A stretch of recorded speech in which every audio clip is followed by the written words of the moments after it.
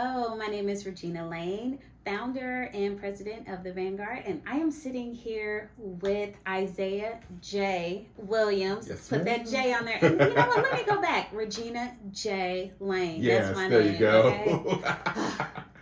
We're not going to take the J. J is joy for me. What is J for you? Jeremiah, actually. Okay, come on, Jeremiah. My running joke is that my mom was, because I came a month early. I was born a month early. Okay. So my running joke is like, my mom was in the hospital, pushing my big head out. And she was like, hand me the Bible, I need Jesus. And she's opened up Isaiah, Jeremiah, boom. And then I came. Done. Are you serious? Is that the true story? I don't know if that's a true story. That's how I think it happened. Okay. Storyteller. Okay. So we are sitting here with Isaiah J. Williams, who is the director of Honky, written by Greg Caleres. Y'all, if you have not seen Honky yet, and I'm betting that you probably have not seen it. So if you have not seen Honky yet, we've got 4 more performances left. Thursday, Friday, Saturday, the shows are at 7 p.m. Sunday, we have a 3 o'clock matinee. Howard Theater on Heritage Hall campus. You do not want to miss this show. But more importantly, I'm so glad we have Isaiah here, sitting down with him, talking to him about Honky and this whole process. Oh, yes. Now, I'm going to have to start off by saying first, Isaiah is a very talented actor. Oh, thank you. You know that. You know that. Thank you. Y'all feeling the vibes. Okay. Isaiah has auditioned for the Vanguard season several times, and each time I'm like, ugh, this dude is so good. Like, can we just write in a role or something? But I did not know that he also directed. And so I got to see a show that you directed called Gem of the Ocean, which is like the one August Wilson play that I have not seen. And it was interesting. I will say, just full heart, like, it was not my most favorite August Wilson play, but good Lord, I could see your direction and skill throughout there, and I was like, okay, I could see why this particular August Wilson play hadn't run the circuit, but it was really cool to see your take on it and to see your direction and to see you acting. He acted in it as well, or at least the show that I saw. I think you filled in for someone, so it was so good. But today we have the pleasure of interviewing him because he's directing a show for the Vanguard. So we were able to like pull him in and use that talent at the Vanguard, and I'm so excited. Isaiah, welcome. Thank you. It's been really, truly an honor. Truly. Well, it's been an honor for us. LaCharles and I have just been pining over you.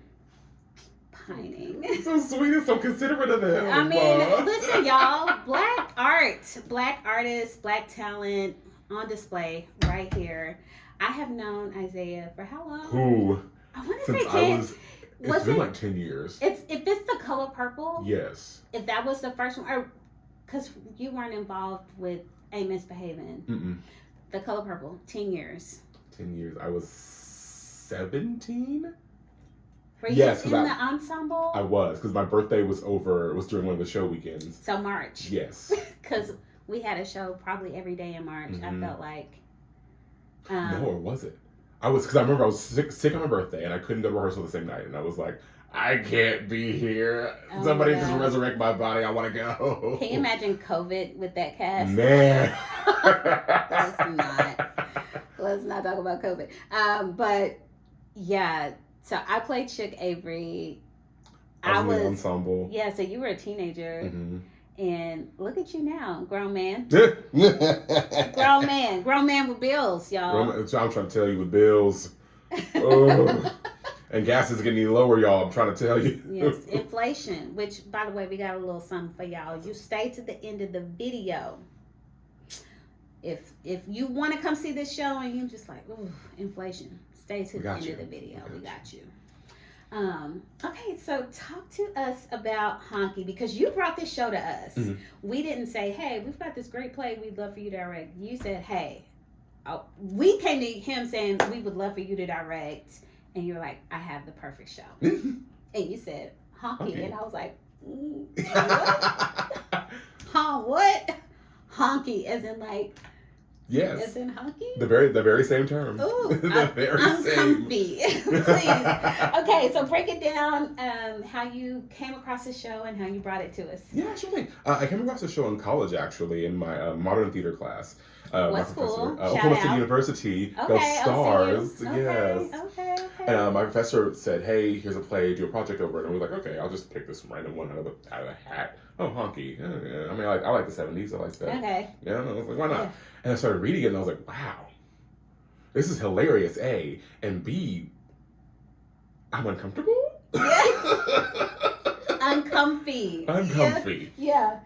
It's like it brought me in and it intrigued me at that point because I was like, right. I never had a piece of theater that made me very uncomfortable, but also made me laugh at the same time. Right. Because laughing is my coping mechanism. Mine too. Mm-hmm. Okay. Like I'm bad at funerals. I'm real bad at funerals. I just don't go.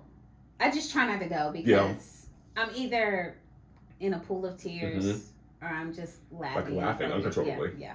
I'm with you there. Okay. But Honky is essentially about how we talk about racism, how we approach the conversation of race. Yeah. We meet 5 characters who are dealing with their own sort of racial backgrounds. And at the top of the show, we see a commercial for the new shoe on the market, the Sky Max 16. This shoe, you can say however you want to, but essentially the shoe commercial causes the shooting of a young black male. And because of that, the sales of the shoes triple. Okay, so already there's so many parallels to modern day. Now, this show is not too old. It's not. This is like 2013, 2014. Okay, interesting, right? That's written in 2013. And who knows how long it was workshopped and all of that. But here we are in 2022, nearly 10 years later, and sounds very relevant. Shoes, sneakerheads are still a thing. Advertising toward urban community, which they even talk about that word or that phrase during the show. And black bodies being exposed and disposed of due to advertising. Yeah. And implicit bias and okay.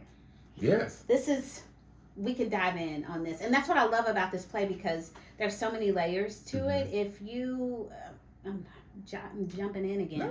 No. If you run any diversity initiatives at your job or your school, if that's an important topic at your place of work or education, this is a great show to bring a class to, bring your employees to. I would definitely say it's for an adult Definitely crowd. for an adult crowd. There's lots of language in there, including the N-word and honky. Sorry, I guess uncomfortable every time. No, I understand. But a lot of uncomfortable conversations that I feel like lead to progress. So, okay, walk us through the rest of the show. Kid is killed, and that kind of like sparks all of our action the rest of the show. Okay. We meet a black shoe designer and the white CEO of this company that was historically a black shoe company. And they now brought in this person to basically prep them to be sold to a different company. They mentioned Nike in the show. So essentially they're being prepped to be sold to Nike. Giving Shea moisture, but go ahead. Yeah. Yes. Did I say that? Oh, yes. Sorry, go ahead. Continue. It's giving BET. Go ahead. It's giving that. It's giving gentrification. It's giving a lot of things. Right. And so with that in mind, this white CEO has created this commercial basically guessing at what black culture actually is. And essentially with creating no a lived monolith. Experience. Exactly. Creating a monolith of what black people could possibly be, or what black sneakerheads are. And what ends up happening is, well, let me put that to the side. That's one part of the story. You gotta come see the show. Exactly. One part of the story is that. Other part of the story is there's a lovely white couple who are about to get married, and they just have unreconcilable differences. One is very much riddled with white guilt. The other one is horribly honest. So you put them together, and it doesn't. I know which is which. Okay, these two characters are played by Ford Filson, Peter, and Kendra Buchanan plays Andy. Oh my word! If you want to see a powerhouse display of talent, these two individuals kill their role. So shout out to Kendra Buchanan and Ford Filson playing their parts in this show. So. Yes, I just want to shout out Grant Britton and Michael Deshawn playing. Grant Britton is playing our CEO. Michael Deshawn's playing our black shoe designer Thomas. Yes. I'm gonna shout out. I'm gonna go ahead and go through the whole rest of the cast. Let's do it. Big shout out to Madam TJ or Tyra Nolan playing our lovely psychiatrist Emilia. And if you see me donning my locks, Madam TJ did the hair. Just a little low-key shout out from Madam TJ. Yes. And then I know I'm missing people. Oh, we also, in our play, we meet these two gentlemen, or we call our two kids, played by Darian Featherstone and Philip Rideout. Brilliant. It's such a good time. They're phenomenal. And we have our Dr. Driscoll, who... I'll let you come see the show to know how he plays a role in all of this. If you have not seen Will Rogers on stage... The man's gold. Gold. And he plays several characters. He does. Are we allowed to say those characters? I don't want to. Okay, we're not okay. Let it be a surprise. He plays several characters. Yes. Come see Will Rogers transform. Oh, yes. And so does Michael Deshawn. Yes. He plays several characters. Oh, brilliant. Brilliant. Yes. Oh, you mean Darian? No. Or Michael? Michael. Doesn't he play opposite Will? No, that's Darian. Darian and Phil. Okay, see, I haven't sat down and seen the show just yet. I've been kind of watching from the back. Okay, so never mind. Darian, that's Darian? Right? It's more funny now. Okay. All right, we're here for it. But yes. I fell in love with, honestly, just the language of the show. Yeah. Which I think is so important. Yeah, I think so too. I think, especially because we're talking about how we talk about racism. Right. And there's no clear answer at all. Absolutely. In real life and in the show. Right. And I just kind of fell in love with that uncertainty. I'm challenging myself with a style that I don't really work in. I don't do comedies very often. I can make people cry. I can do that and do it well. Really good at drama. So good at drama. Like, I can make the tears come quickly. I can cry on cue. But yes. Comedy, that's something I have to work at. It's a skill for sure. Okay, you said something about language, and I think that is so important and critical to this show and how we talk about race, because it is difficult to broach the subject of race, especially in today's times. I don't think it's gotten any easier. I feel like it's gotten a lot harder to have these difficult conversations, and yet we need to be having them more than not having them. And so what I love about this show is adding that layer of comedy just sort of eases the tension a little bit, and they definitely put some very raw scenarios in front of you, and it definitely makes you think. There's a lot of really great conversation happening in the lobby after the show about certain scenes and how they were played out and how it made people feel. And so that's what I love about this show. It makes people think about the language around racism. Can you unpack that for us? I guess a little bit of unpacking for that would probably be, none of these characters ever have the right words. Yes. Black or white. None of them do. Yeah. But even me saying that right now, I don't have the right words either. Right. And so I think it puts the audience in a situation where, like, I'm A, not alone, and B, how can I find the right words? Right. Absolutely. And I think it's okay to be uncomfortable in a safe space. Exactly. And I think the more that, which is what drew me to the show, because the more that we can provide safe spaces for people to have uncomfortable conversations, then perhaps we can start finding some solutions, even if it's just the next right step. Exactly. Yeah. We may not have the plan for the next, 246 years, I believe. 246 years since 1776. So this was our 246th anniversary of Independence Day, and it has also been 246 years since, or 246 years of slavery in America. So I thought that was a pretty poignant number. Yeah. So I'm saying all that to say, all this time we've been trying to find the right language. We're not going to have the next steps for the next 246 years, but if we could get the next conversation. What are the next right step? That's what my therapist tells me. What's the next right step? I know, right? I love that. Let that marinate. Yeah. It's just the next right step, and it's like, oh, okay, yeah, I can come up with that. Because that's a smaller thing. You can't just tackle a whole sandwich in one bite. Right. I mean, depending on how hungry I am. But we're not talking about hunger or food. We're talking about racism in America and racism today. Racism that takes the lives of Black and brown bodies. I mean, already in the news today. What was the gentleman that was shot 60 times? Jalen, I can't think of it. Jalen Ward, I think is his last name. So it's relevant today. And so literally lives are at stake. So one of the things we try to do here at the Vanguard, while we love theater and we love the arts, performing visual arts, we try to do work that matters. Here we don't take it lightly. So each show that we do, we try to tie it to a need in our community.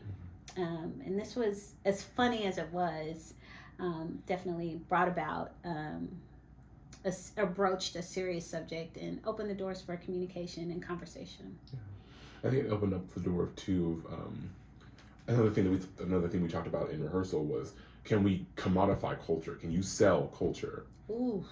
Is that something that is possible to be sold and bought? And if so, how do we define culture? Right. And what pieces are we giving up in order to sell? Or what pieces are we keeping on and we still get sold? And what's the sales price? Exactly. Because if it's Black bodies, then the answer is no for me. It's a no for me on Black bodies. I read a quote online that somebody posted. They love everything about us except us. And I was like, dang. That just kind of hit me to the core. But yet there's a lot of truth, you know. Nobody wanted box braids or cornrows until, there's a difference. There's a difference. I know the difference. I just want to make that clear, even though I put them in the same sentence. These are box braids, cornrows. Okay. Just a little education. The more you know. The more you know. Until Kim Kardashian. And I'm like, we've been wearing box braids forever, you know. And they got a new name attached to them too. Oh, what was that? Boxer braids. Oh, boxer. Get out. Are you serious? I wish I was joking. Oh my gosh. Box braids. Cornrows. Stamp. We're going to be fired up. I know, right? But yeah, good conversation to have, right? And so I think there's a certain level, I don't want to speak for any other culture of people. I can only speak for Black people as a Black person, and I can only really speak from my own experiences. I think it can be beautiful to see my culture appreciated and celebrated, but I think it's also important that we draw the line. What is appropriation and what is appreciation? And I've heard some people speak of, giving homage to the culture from whence it came. You got people wearing like indigenous headdresses, and it's like with no reference or understanding of why those headdresses exist. And as beautiful as they are, like, I can appreciate it, but I think I know better to not put one on. I can look at how beautifully you are adorned in your native garb, but I dare not go and dress myself especially without any knowledge or clearance from someone within that culture. So I think having the sign off. I was in a wedding. The bride was she was Pakistani, and so she wore a very traditional garb, clothing, and I forget the name of it, and so did we. And we also had and I'm going to mess this up, so I'm saying this out of ignorance. I forget the name of the red dot. Oh, the bindi. Yes. Or I think. Well, let me not. Maybe I forget that. I think it's called the bindi, and that's about. So I was like, "Can I? Are you sure?" But apparently, that was the tradition with all of these other ladies sort of going with her through this process that we got a chance to wear that, and so I was like, "Okay," but also I've never worn one since. How about that? It was the blessing of this family. They were blessed that we were standing with them at the altar, and I felt honored to be sharing in this, to be wearing their traditional garb. But it definitely was a weight as well, because I knew how important it was for them to sort of open their culture up to us. And share in that moment with us, and we got to share in this very sacred and holy event. So when it comes to basketball shoes, it could seem like a departure, except it is very much cultural. Like, it's very much cultural. Just even the adornment of clothing and shoes and jewelry and so anyway, I know you don't want to give up too much, but I want to open the floor for you to share more about that. I think, and I wrote about this when they first asked me to do the show. I was like, oh, and then Charles reached out to me and said, hey, can you provide a statement as to why you chose the show that you did? Well, even as a kid, I didn't quite understand the obsession with basketball shoes. Like, even to this day, I might not quite understand it, but I didn't understand how something that seemed so menial could cause so much chaos. Yeah. Like, it just didn't make sense to me. And then as I grew up, I was like, okay, I see this now. I see why. Because it is a part of culture. It's a part of, like, basketball is so rooted in Black culture. Oh, my God, yeah. That it's just a part of that portion of our culture. Yeah. Have you seen the YouTube video? It's like a Black guy that can't play basketball. Like, what it's like to be a Black guy in America if you can't play basketball. Google it. It's so funny. Okay. That would be me, honestly, because I can't play basketball. It saved my life. 2 non-consecutive years of basketball, and let me tell you, they're both rough. Never played a organized sport in my life, but go ahead. But yeah, it fascinated me that, like, Greg Calaris has placed such the heavy conversations about the show on this one article of clothing. Yeah. And it's fascinating to me. And I don't know if I even have a reasoning as to why the basketball shoe. Well, I love it because basketball shoes went from just shoes to Air Jordans, and he changed the game because he was the commodity, so to speak. He was the king of basketball, and then he came out with this shoe, and that's when the game changed. And sneakers went from being affordable pieces of clothing to a major multi-billion-dollar industry. They have whole stores that are just for like custom sneakers.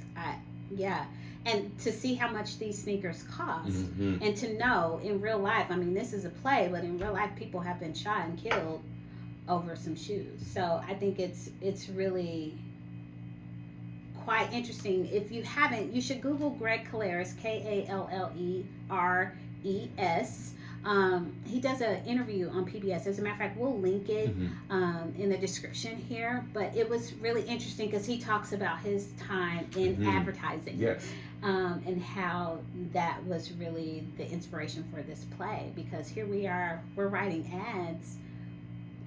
Targeting this demographic. Yeah. And none of the demographics in the room, but maybe 1 or 2 people. Ooh. And that, without giving too much away, the Black designer on the shoe, while he was Black and male, didn't have the cultural depth to be able to. I don't want to give too much away. It's what's hard is it raises the conversation of what is Blackness, and is Blackness just the ghetto? Is Blackness something else? Is Blackness because he was definitely Black, and he had a very Black American experience. But then also, I think when you're, I'm getting into my own commentary on this show. This is a good conversation. Yeah, and I think I'm just gonna say it. Thomas, his background, he's raised in a very wealthy family, and so he has an inner conflict of, am I black enough? Yeah. But why does blackness have to be limited to having money or not having money? Right. Absolutely. Oof. Y'all see all the conversations that are coming, and we're trying to constrain it. So, with that being said, we want you to come see the show. It is phenomenal. We had 4 shows this past week, Thursday through Sunday. We've got 4 more coming up. Bring your family, not your small children, but bring your. If you have some teenagers who would really enjoy this subject, and this could be a good family conversation, bring them. I'm bringing my kids. I've got a freshman and a senior in high school, so I'm definitely bringing them to the show. But I would definitely say it's an adult show, just because of the language in the play. There's a little violence. We don't really see it, too much. But there's a reference to it. And then language. Oh yes. Oh yes. So, but definitely come see the show. Come see this phenomenal cast, and I dare you to start the conversation with race, about race and language.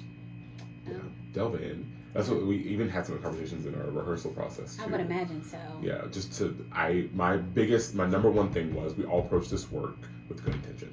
Yeah. No matter, because there's words that are tossed, there are things that are said that we as performers are like, I shouldn't be saying that out loud. But the character in the moment is not thinking that. Yeah. And so when we can release that, we'll make it through okay, all of us. And I've never seen an entire cast. And they all love each other. They all bounce off of each other. They all support each other. It's a very tight-knit cast. I mean, you guys are going out like every night. And I'm like, feeling a little left out as the producer, but it's all right. We're going to have a cast party on Sunday. But we want you to come see the show. Yes, come on out. Yeah. It's important. We love it. You guys are going to have a great... If you don't learn anything else, at least you'll laugh. You will laugh. You might cry laughing. Might. You just might. I did. The little bit that I've seen. I'm saving my sit-down full experience for Saturday. So if you want to come join me on Saturday, feel free. But if you haven't, we'll have a link to the tickets in the description, or you can go to thevanguard.com, TheVanguart for art.com, and you can buy tickets there. We've got 4 more shows left, Thursday through Sunday. Our Thursday through Saturday shows start at 7 p.m. and our Sunday matinee starts at 3 p.m. That is our final show. We hope that you guys will come join us. This is a show about race, and the language around race and advertising. So we hope that you all will come, learn, grow, challenge yourself with this phenomenal show. All right. Without further ado, we will see you guys later. Thanks for joining us today. See you at the theater. Thank y'all so much. Isaiah. Thank you. Thank you, guys. Bye.